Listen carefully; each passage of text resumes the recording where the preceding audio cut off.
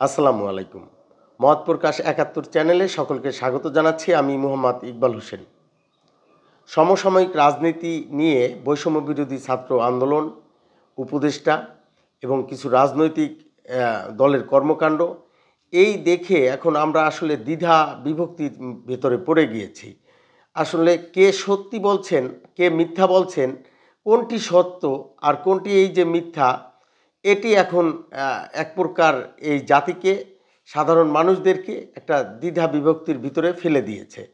আমরা যদি দেখি যে ৫ ফেব্রুয়ারি বৈষম্য বিরোধী ছাত্র আন্দোলনের যে আহ্বায়ক হাসনাত আবদুল্লাহ, তিনি কিন্তু বলেছিলেন যে এই শেখ হাসিনার উদ্দেশ্য করে তিনি বলেছিলেন যে হাসিনা ও ছাত্রলীগ এখন ডেথ চ্যাপ্টার, অর্থাৎ এই মৃত হয়ে গেছে তারা, সেটি তিনি তার বক্তব্যে বলেছিলেন।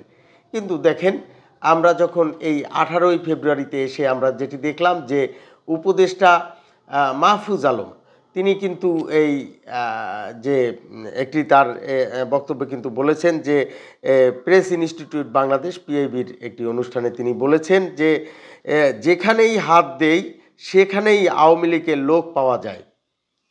এখন দেখেন, হাসনাত বলতেছে যে এই ছাত্রলীগ, শেখ হাসিনা অর্থাৎ আওয়ামী লীগকেই তিনি বুঝাতে চেয়েছেন যে ডেথ চ্যাপ্টার। হাসনাত গলাবাজি করে বলে গেলেন ডেথ চ্যাপ্টার।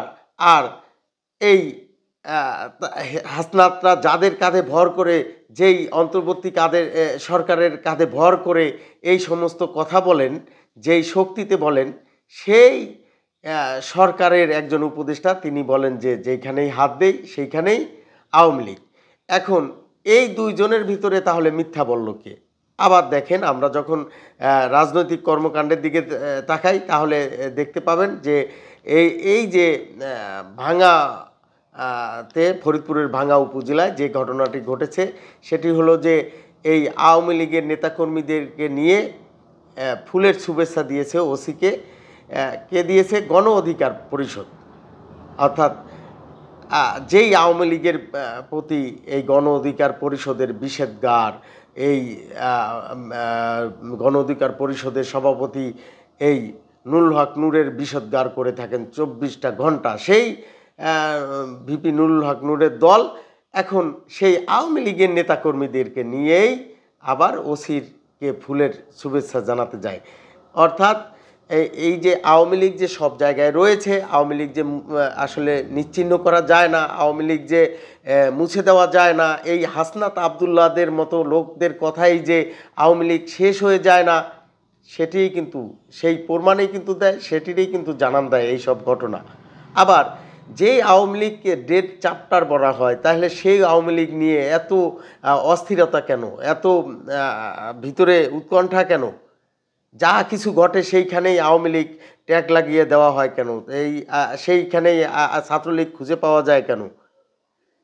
যা ঘটছে আওয়ামী লীগদের চ্যাপ্টারও বলে দিলেন, আবার যা ঘটছে তা নিয়েও আবার সব দায়ভার যা কিছু হচ্ছে সব কিছুই আওয়ামী লীগের কাঁধেই চাপিয়ে দিচ্ছেন। তাহলে কোন রাজনীতির খেলা চলছে? নাকি এই মিথ্যার একটা খেলা চলছে? নাকি তোমার সাথে আমি যদি চলি তাহলে আমি হয়ে যাই পবিত্র, আমি হয়ে যাই পরিশুদ্ধ, আর যখন আমি যেই দলের নেতাকর্মী ছিলাম আওয়ামী লীগ, সেই দলের নেতাকর্মী যদি আমার পেছন নামের সাথে থাকে তাহলে আমি হয়ে যাই অশুদ্ধ, আমি হয়ে যাই অপবিত্র। নাকি বিষয়টা যে এই তুমি আর আওয়ামী লীগকে করতে তোমাকে দেওয়া হবে না, তুমি আওয়ামী লীগ করতে পারবা না, আমরা যে দল করব সেই দলের সাথে তোমার থাকতে হবে। সেই দলের তো নতুন যদি কোনো দল হয় সেই দল তো আর সাধারণ মানুষ বলে যে তারা তো আর অন্য ভিন গ্রহ থেকে মানুষ এনে রাজনীতি করাতে পারবে না, কিংবা অন্য রাষ্ট্রের লোক এনেও তো আর এইখানে রাজনীতি করাতে পারবে না। সেইখানে এই যেহেতু আওয়ামী লীগ যারা করে তারা আওয়ামী লীগের লোক হয়ে আছে, যারা বিএনপি করে তারা বিএনপির লোক হয়ে আছে, যারা জামায়াত করে তারা জামায়াতের লোক হয়ে আছে। এখন যেই দল করে সেই দলের লোক হয়ে আছে। অর্থাৎ নতুন কোনো দল যখন করবে, তখন দেশে নতুন কোনো দল আসবে, তাহলে সে তো আর এই তার নতুন লোক সৃষ্টি করতে হলে তো সব দলের লোকদেরও আবার তাদের টানতে হবে। এখন সেই প্রক্রিয়ায় কি এই আওয়ামী লীগকে চাপের মুখে রেখে আওয়ামী লীগের লোকদেরকে নিয়েই আবার একটি নিজেদের দলকে শক্তিশালী করার কোনো নেপথ্যের হিসেব নিকেশ আছে কিনা রাজনীতির, সেটিও কিন্তু এখন মানুষ বলে। এই হিসেব নিকেশ রাজনীতিবিদদের থেকেও কিন্তু এখন সাধারণ মানুষ বেশি বুঝে গিয়েছে। সাধারণ মানুষ কিন্তু এটি বুঝে ফেলেছে যে উদ্দেশ্য এই আওয়ামী লীগ নিষিদ্ধ করা, উদ্দেশ্য আওয়ামী লীগের এই লোকদেরকে আবার চাপের মুখে ফেলে এই নতুন কোনো রাজনৈতিক দলের সাথে যুক্ত করে তাদেরকে দিয়েই আবার রাজনীতি করা নয় কি? আর যদি এমনটা না হতো তাহলে এই ভিপি নূরের দল যারা ২৪ ঘন্টা যাদের কাছ থেকে এই সাধারণ মানুষ আওয়ামী লীগের বিষোদ্গার শোনে, তাহলে তাদের নেতাকর্মীরা কেন এই আওয়ামী লীগের নেতাকর্মীদেরকে নিয়েই সাথে নিয়ে গিয়ে ওসিকে ফুলের শুভেচ্ছা জানাকো? অর্থাৎ ওসিকে তো ফুলের শুভেচ্ছা জানানোর অর্থ হলো যে এরা আমাদের লোক, এদেরকে কোনো প্রকার মামলায় কিংবা কোনো প্রশাসনিক হয়রানি করা যাবে না, এমনই নয় কি এই সব এই ঘটনাগুলোর মেসেজ? আবার যেই হাসনাত বলে বেড়ান যে আওয়ামী লীগ ডেথ চ্যাপ্টার, সেইখানে মাহফুজ আলম কেন খুঁজে পায় সব জায়গায় আওয়ামী লীগ? আওয়ামী লীগ শেষ হওয়ার দল নয়, আওয়ামী লীগ নিষ্ক্রিয় হওয়ার দল নয়, আওয়ামী লীগ শুধুমাত্র তাদের নতুন করে ফিরে আসার জন্য যে সময় প্রয়োজন সেই সময়টিই তারা নিচ্ছে, এমনটি কিন্তু আওয়ামী লীগের নেতাকর্মীরা বলছে।